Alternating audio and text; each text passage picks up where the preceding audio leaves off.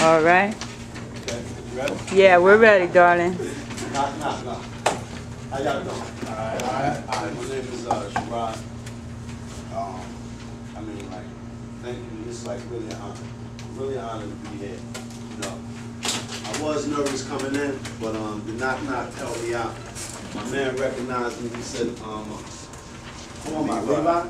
Levi. Well, I'm not Levi. You know what I'm saying? But I actually heard that before. So that was cool. Because some brother that I met, and he don't look like me. So people still ask me. Yes, he do. Thank God for this program, because just like y'all, I actually came through here for assistance, and they had like 4 chairs. So they came up, because it's like a lot of more chairs than 4 now. So the budget is getting big.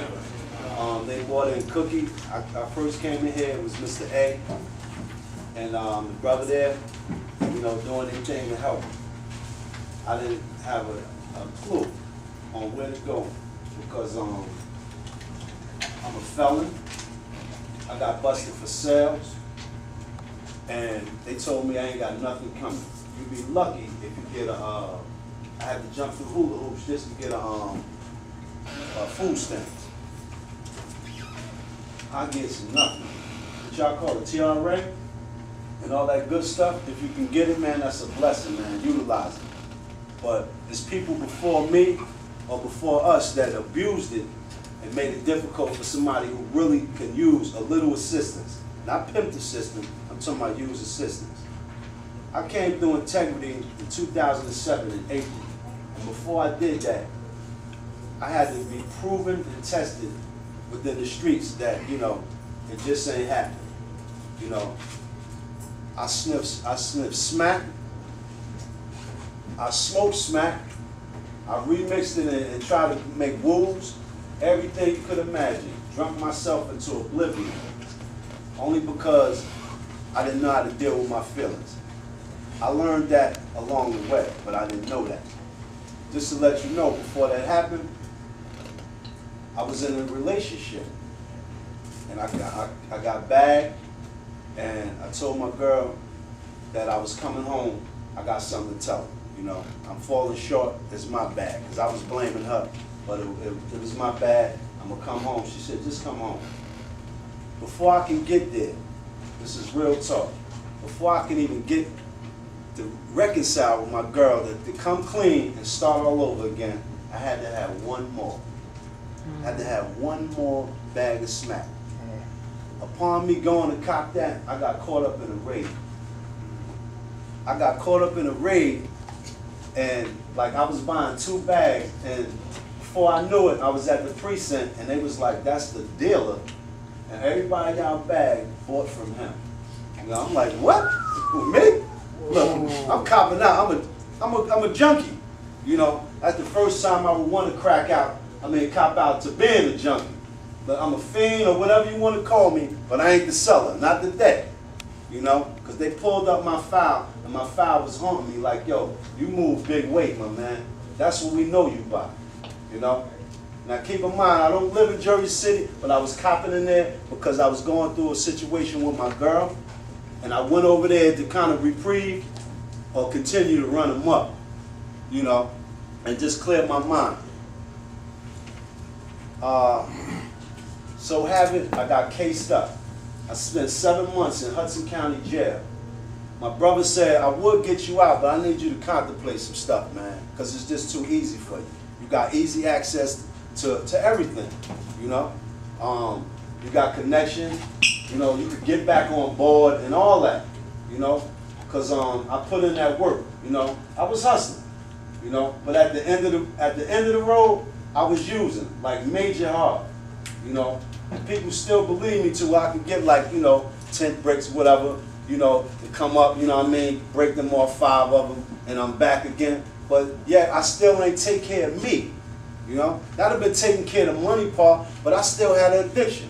I had addiction for money and everything that came with the lifestyle, let alone the addiction of the disease, which was just a symptom of using, you know. I didn't even take care of home. I'm absent from, like, you know, I had like 3 children to take care of. Okay? So while I'm chasing that dream, I'm still not taking care of home. I'm neglecting my wifey and my seeds, which is the most important part of this thing. Y'all know, whoever got children, y'all know where I'm coming from. You know, the babies depend on us, because that's like unconditional love. You know, they can't get out there and get a job and get for themselves. They depend on us to nurture them. So let it have it. I spent that and went to Integrity in 2007 in April. I was so beaten.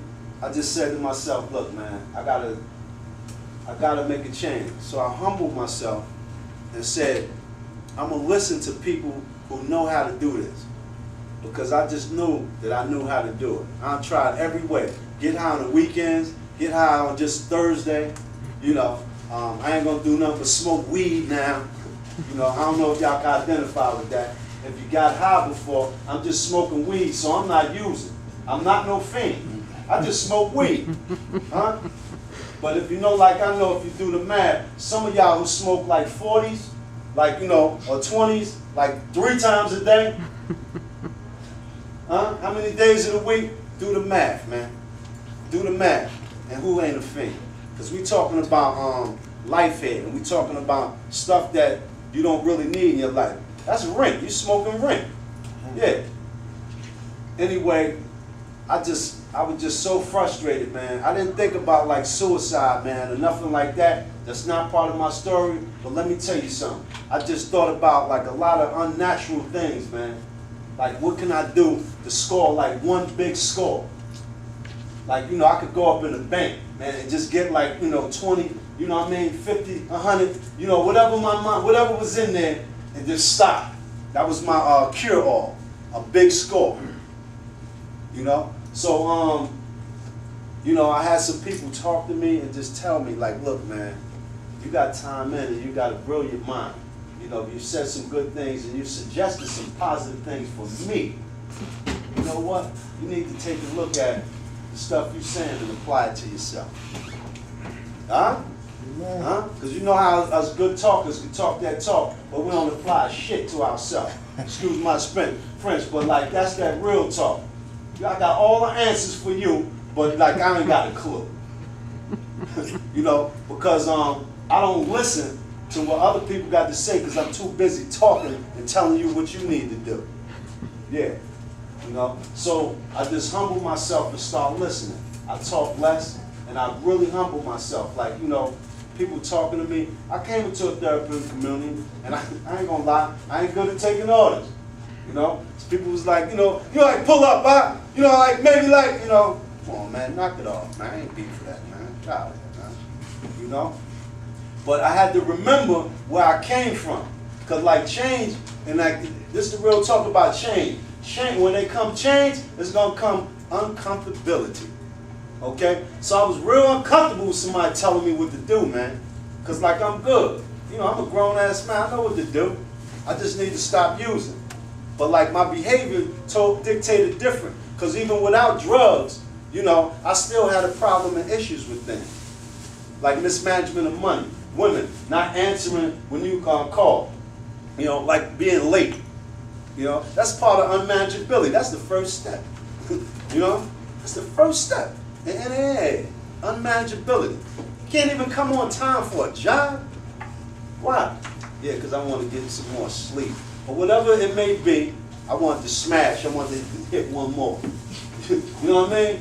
Like, you know, those selfish needs that we get into. Yeah. You know, so like, when you put your priorities, like, you know, like above certain things, like one more, see, because one more come in many forms, huh? One more,